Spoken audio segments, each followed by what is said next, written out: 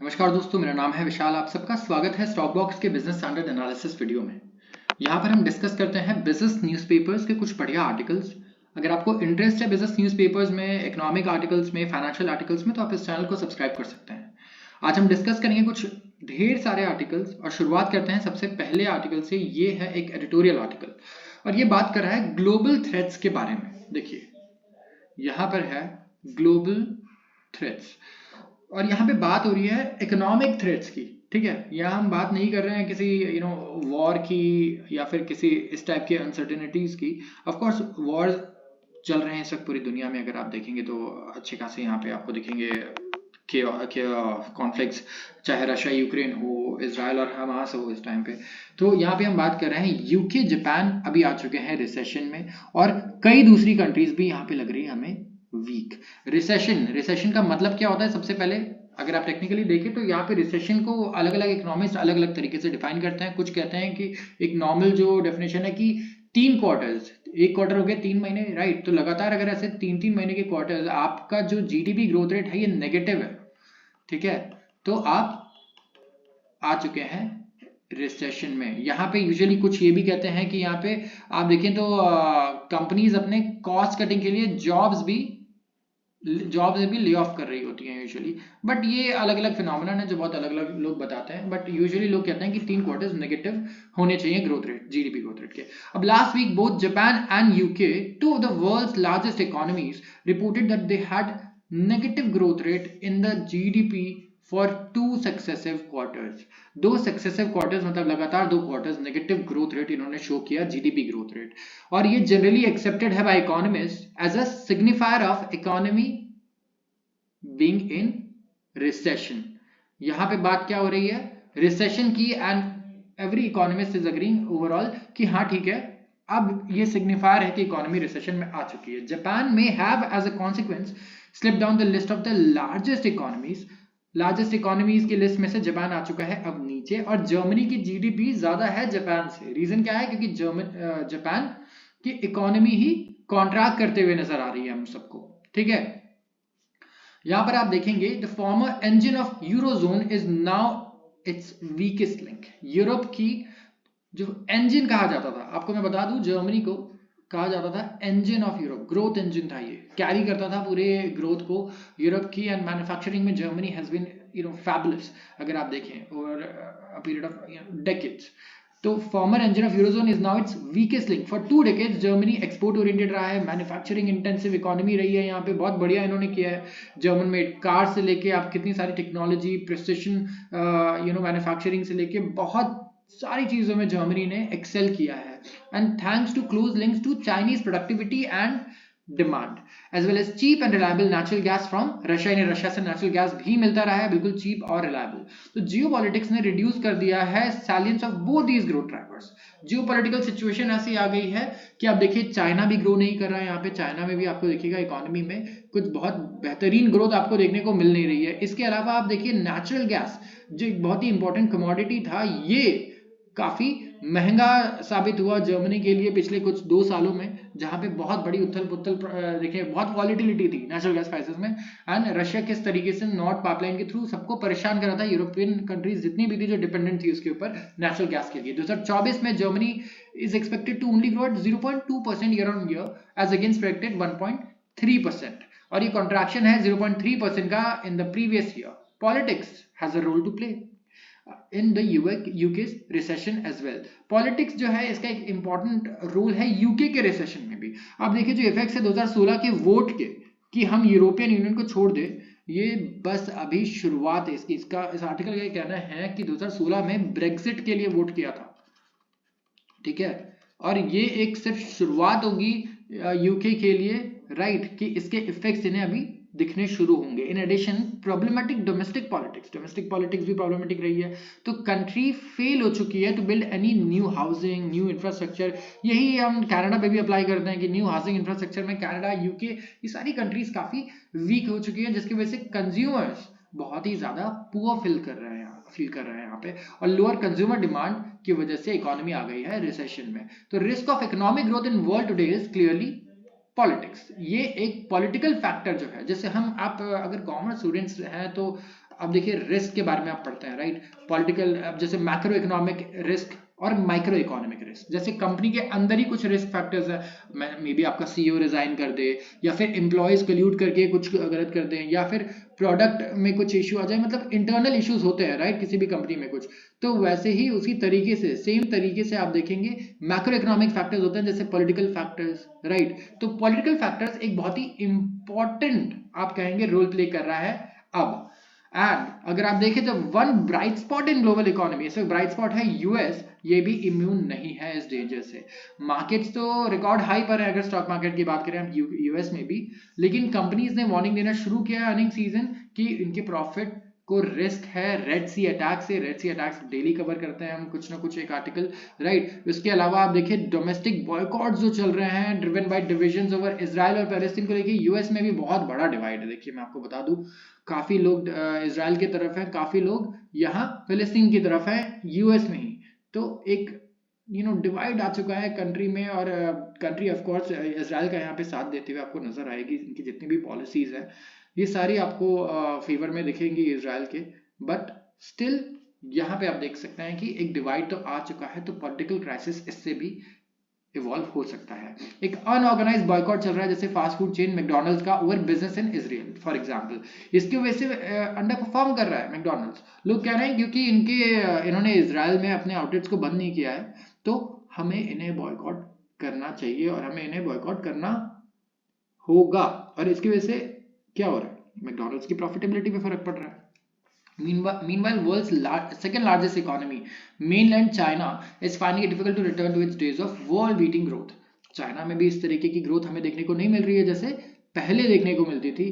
World beating growth जैसे हम कहते थे, पूरी दुनिया, अगर आप जर्मनी को यूरोप का इंजन कहेंगे तो चाइना पूरी दुनिया का इंजन कहलाता था, ठीक है, ग्रोथ इंजन पूरी दुनिया को कैरी करता था ये, ठीक है। ग्रोथ के मामले में अकेले 7, 8, 9, 10% के ग्रोथ रेट्स इसने दिए हैं, वो भी काफी बड़ी इकोनॉमी होने के बावजूद।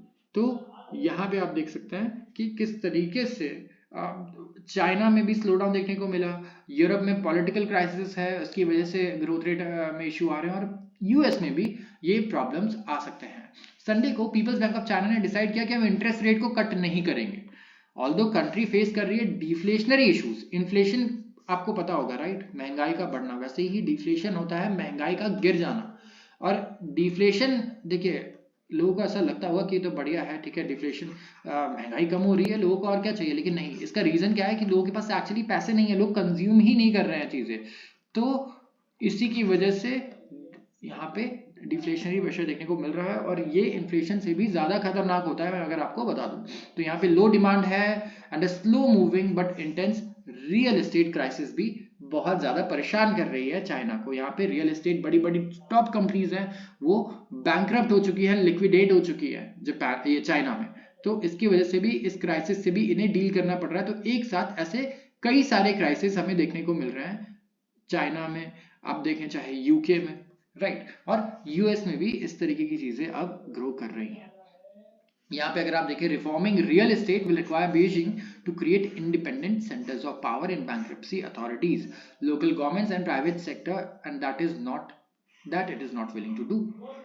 क्या करना पड़ेगा यहाँ पे, चाइना को कुछ पावर सेंटर्स बनाने पड़ेंगे, मतलब पावर को डिस्ट्रीब्यूट करना पड़ेगा, ठीक है, अलग अलग पावर सेंटर्स में, और वो ये करने को तैयार नहीं है। तो आप देख सकते हैं कि यहाँ पे एक इम्पैस क्रिएट हो चुका है जहाँ पे कंट्री की जो पॉलिसीज हैं वो अडाप्ट करने को तैयार नहीं है, और जब तक ये होंगी नहीं तब तक ये प्रॉब्लम्स सॉल्व नहीं होंगे। तो लेट्स सी कि पीपल रिपब्लिक ऑफ चाइना की जो कम्युनिस्ट पार्टी है ये कुछ दूसरा रास्ता ढूंढ पाती है, यानी जो कि अभी वो कोशिश कर रही है ढूंढने की, जहां पे उन्हें पावर को डिस्ट्रीब्यूट ना करें, क्योंकि उनके लिए सबसे इंपॉर्टेंट क्या है कि हम अपने पावर को कंसोलिडेट करके रखें और कंटेन करके रखें। They don't want to delegate, they don't want to decentralise, ठीक है, वो सेंट्रलाइज रखना चाहते हैं हर चीज को। तो ग्लोबल इकोनॉमी ने मल्टीपल थ्रेट्स और हिट्स फेस किए हैं थैंक्स टू जियोपॉलिटिक्स, ठीक है। यूक्रेन वॉर की वजह से एनर्जी प्राइसेस शूट अप हुए थे, आपको पता है, इसकी वजह से आप देखेंगे नेचुरल गैस, एनजी बोलते हैं जिसमें, नेचुरल गैस महंगा हो गया, जिसकी वजह से जर्मनी को सबसे ज्यादा दिक्कत आई यहाँ पे, ठीक है, क्योंकि सबसे ज्यादा ये रशियन गैस पे डिपेंडेंट था। उसके बाद यूएस चाइना की ट्रेड वॉर्स, राइवलरी, इसकी वजह से सप्लाई चेन इशू आने लगे। अब वेस्ट एशिया फिर से अनस्टेबल है। इसके बाद आप देखिए रेड सी में क्राइसिस चल रहा है अभी, ठीक है, इजराइल हमास कॉन्फ्लिक्ट की वजह से। तो globally we are very unstable right now, uncertainties बहुत सारी हैं, और इसीलिए आप कभी भी ये नहीं कह सकते कि ठीक है अब यहाँ पे क्योंकि ग्लोबल पीस मेंटेन है तो हम आराम से अपना काम कर सकते हैं। नहीं, ग्रोथ के लिए हमें अल्टीमेटली सबसे पहले चाहिए होगा प्रेडिक्टेबिलिटी और कम से कम अनसर्टेनिटी। सो लेट्स सी कि ये हम कितने सालों में अचीव कर पाते हैं। Pinaka launches two missiles Pune आज टू डिफेंस इंडस्ट्री लाइनअप। अब यहाँ पे बात हो रही है डिफेंस इंडस्ट्री की, एंड स्पेसिफिकली हम बात करेंगे defence manufacturing. Minister of state for defence Ajay Bhatt ji ने इनॉग्रेट किया एक प्रोडक्शन फैसिलिटी। कहाँ पे? ये है पुणे में, और यहाँ पे किस चीज के लिए? डिफेंस कंपोनेंट मैन्युफैक्चर है, और 2.5 lakh square feet shop floor है जो प्रोड्यूस करेंगे components for new generation of Indian weaponry. Pinaka rocket launches and medium range surface to air missiles, MR SAMs जिसे हम कहते हैं। सो यहाँ पे आप देखिए जो नए वेपन सिस्टम है डिजाइन किए गए हैं डीआरडीओ द्वारा, ठीक है, defence research and development organisation. और कोलैबोरेशन क्या है यहाँ पे? लार्ज प्राइवेट कंपनीज जैसे कि Tata group, L and T and Kalyani group as production partners हैं इनके। तो इंडियन कंपनीज इन्होंने हमारे डीआरडीओ ने इसे बनाया, और प्रोडक्शन में हमारी इंडियन कंपनीज करेंगी। तो ये जितने भी मैन्युफैक्चरर्स हैं इन्होंने को ऑप्ट किए हैं dozens of smaller firms to feed into the final production line, और छोटे छोटे फर्म्स के साथ भी कोलैबोरेशन है। तो आप देखिए ये ऐसा नहीं है कि एक किसी कंपनी ने पूरा का पूरा अपने पास भर लिया, ठीक है, सारा का पूरा टेंडर, पूरा काम। यहाँ पे बड़ी बड़ी मल्टीपल कंपनीज हैं, ठीक है, यहाँ पे आप देखें, और इन्होंने भी फिर छोटी छोटी फर्म्स के साथ भी कोलैबोरेट किया है। तो जो आप देखिए अपॉर्चुनिटी है ये अच्छे तरीके से डिस्ट्रीब्यूट हो रही है, और ये छोटे फर्म्स सबसे ज्यादा हमारे यहाँ एम्प्लॉयमेंट क्रिएट करते हैं। तो इससे एम्प्लॉयमेंट भी क्रिएट हो रहा है, और साथ में हम लोग ग्रो भी कर पा रहे हैं। जीडीपी ग्रोथ रेट भी हमारी सही चल रही है ना। अगर आप डिफेंस को देखें तो डिफेंस के पास बहुत पोटेंशियल है अभी भी। मतलब इंडिया में जो डिफेंस मैं कहूँगा कि इंडस्ट्री है, इसको आप कंपेयर ही नहीं कर सकते यूएस से। इस वक्त ऐसा है, रशिया में भी इतनी मैन्युफैक्चरिंग डेवलपमेंट इस स्तर पे है कि इंडिया को अभी कई साल लगे आने में, but we are showing really good progress. यहाँ पे बहुत ही अच्छी प्रोग्रेस देखने को मिल रही है, एंड डिफेंस इंडस्ट्री से कुछ दिनों में करोड़ों जॉब्स क्रिएट होंगे, और इन्वेस्टमेंट अपॉर्चुनिटीज भी करोड़ों होंगी। यहाँ पे कुछ डिमांड भी है डिफेंस इंडस्ट्रीज की, सो वी हैव टू सी कि गवर्नमेंट यहाँ पे कितना उनके डिमांड्स को फुलफिल करती है। तो यहाँ पे आप देखिए एल&टी का भी नाम आप देख रहे हैं, एल&टी लिस्टेड कंपनी है। इसके इन्होंने और भी चीज़ें बनाई हैं, जैसे कि हॉविट्जर बनाए हैं। इसके अलावा इस आर्टिकल पे बेसिकली देखिए ये है टेक्निकल, यहाँ पे हमारे लिए इंपॉर्टेंट है, हम ढूंढते हैं इकोनॉमिक्स एंड फाइनेंशियल्स, ठीक है, न्यूज़ में कि इसका क्या इम्पैक्ट पड़ता है हमारी जेब पे, या क्या हमारे लिए कोई इन्वेस्टमेंट अपॉर्चुनिटी आती है। तो मैं ये कहूँगा आपको अगर एक अच्छे पर्सपेक्टिव से देखना है तो आप कंपनीज के नाम निकालिए, Tata group, L and T and Kalyani group.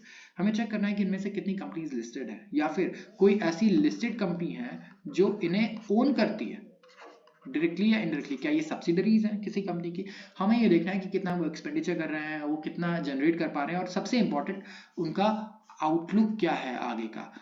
तो इससे हम क्या कर सकते हैं, बहुत ही अच्छे इन्वेस्टमेंट डिसीजंस ले सकते हैं। हम कह रहे हैं कि अच्छा डिफेंस इंडस्ट्री $10 बिलियन की है, अगले 10 सालों में मान लीजिए $50 बिलियन की हो जाएगी, तो आप 10 सालों में अपना पैसा भी तो 5 गुना कर सकते हैं अगर आप इन्वेस्टमेंट करें, सेव करें, इन्वेस्टमेंट करें। तो किस तरीके से आप कर सकते हैं? आप देखिए कोई इन्वेस्टमेंट एडवाइस मैं आपको नहीं दे रहा हूँ, मैं आपको प्रोसेस बता रहा हूँ, ठीक है, तरीका, कि ये जो हम पढ़ रहे हैं ये सिर्फ फिजूल आप अपने दिमाग में रख के एज अ इंफॉर्मेशन ना रखें, सिर्फ इसे आप यूज भी करें। तो देखिए एल&टी कॉन्ट्रैक्ट यहाँ पे जीत रही है, राइट। इसके अलावा और भी जगह पे एल&टी ने सिर्फ ऐसा नहीं है कि एक स्पेसिफिक नीश में डिफेंस में इन्होंने पार्टनरशिप किया है एल&टी ने। इसके अलावा अगर आप देखें तो ISRO के साथ भी कोलैबोरेट किया था, ठीक है, जब हम बात कर रहे थे चंद्रयान की।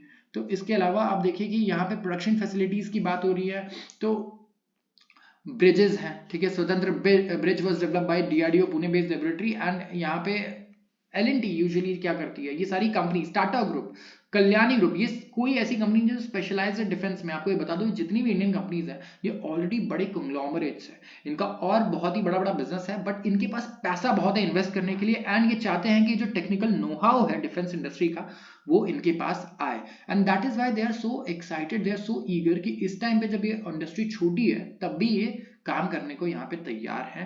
नहीं तो यूजुअली L&T बहुत बड़े बड़े प्रोजेक्ट्स लेता है, इंडिया में भी अगर आप देखें टाटा ग्रुप भी कोई छोटे प्रोजेक्ट्स पे काम नहीं करती।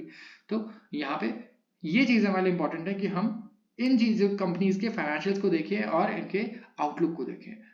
आते हैं अगले आर्टिकल पे, ये कुछ इन ब्रीफ आर्टिकल्स हैं। Tesla power in India to hire over 2000 across verticals। Tesla power India recruit करने वाला है 2000 एम्प्लॉइज को across various verticals as part of its expansion plans।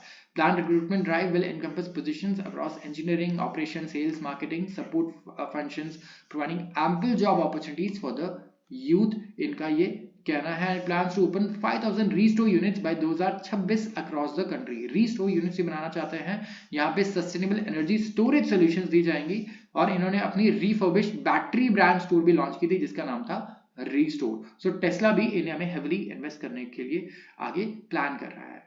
And इसके बाद आते हैं Tata capital's RAC to improve 10% in 2 years S&P global. Tata capital की risk adjusted capital ratio is expected to improve होगी to about 10% over next 2 years from 8% March 2023। ये कहना है S&P global ratings का। S&P स्टैंडर्ड्स एंड पुअर्स बहुत ही recognised global rating agency है। Tata capital की capitalisation will likely remain strong despite projection of above average loan growth, and capitalization is likely to benefit from regular infusions by Tata Group, a proposed IPO by 2025। so Tata की group से देखिए नया IPO आ सकता है। ये है Tata capital के बारे में।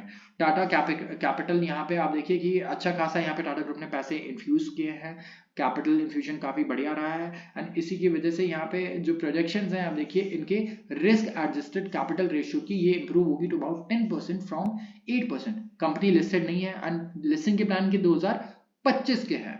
ये टाटा कैपिटल की इन्वेस्टमेंट है सब्सिडरी और एसोसिएट कंपनीज में, ऑफकोर्स जैसे टाटा की होती है, तो अभी नहीं बट लेकिन 2025 में जब हम इसके आईपीओ के लिए अप्लाई कर रहे होंगे एंड रिसर्च कर रहे होंगे, we will be already inform कि कंपनी कैसा परफॉर्म कर रही है, और जब ये लिस्टेड नहीं थी इसके पहले भी किस तरीके की रेटिंग एजेंसीज ने इन्हें किस तरीके के प्रोजेक्शंस और फोरकास्ट दी हैं। बलरामपुर चीनी मिल्स लिस्टेड कंपनी अनाउंस किया है इन्होंने 2000 करोड़ का फॉरवर्ड इंटीग्रेशन प्रोजेक्ट। सबसे पहला इंडस्ट्रियल बायोप्लास्टिक प्लांट होगा। ये इंडिया में कोलकाता बेस्ड कंपनी है, लिस्टेड है बलरामपुर चीनी मिल्स, एंड यहाँ पे आप देखेंगे नया प्रोजेक्ट प्रोपेल करेगा India towards net zero emissions. बहुत ही ट्रेंड में रहता है net zero emissions, although we haven't discussed this for like मुझे लगता है अ मंथ, नी से बस में आ नहीं रहा है टॉपिक आजकल, by 2070 with an estimated investment of 2000 crore in phases over the next 30 months। So ये नेट जीरो एमिशंस अचीव करना चाह रहे हैं 2070 तक, और इसके लिए 2000 करोड़ के इन्वेस्टमेंट का प्लान है जो अगले 30 महीनों में किए जाएंगे। Not very important for us. आते हैं अगले आर्टिकल पे, दिस इज इंपॉर्टेंट, ये आपके लिए इंपॉर्टेंट है। Earnings growth no match for rally in CPSU stocks.